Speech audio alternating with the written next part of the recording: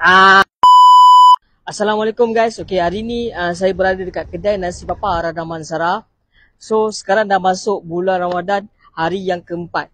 So, dekat kedai nasi papa ni, kita ada untuk jualan macam biasalah, untuk berbuka puasa.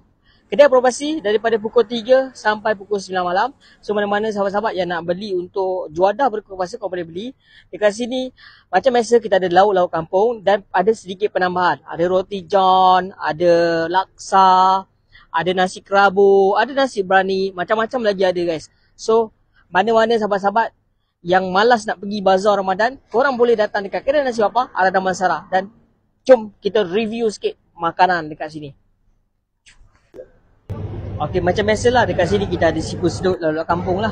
Siput sedut, ikan keli bakar, ikan goreng, sambal belada, ayam rendang hijau, macam-macam lagi lah yang ada dekat sini.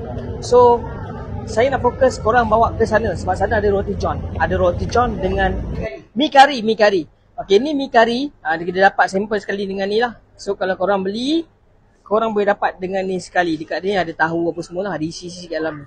So, korang tuang dalam ni boleh makan. Memang sedap. Memang sedap. Saya tengok pun saya dah terliur sebab maklumlah bulan puasa kan dia rasa lapar lain macam sikit. Lepas tu bubur kacang. Bubur pulut hitam. Ripak pusing kan. Macam-macam lah, ada jenis-jenis macam-macam jenis kuih untuk juadah berbuka puasa. Dalam masa yang sama juga kita ada nasi berani. So kita boleh tengok panas lagi kan. Nasi berani. Lepas tu kita ada nasi kerabu.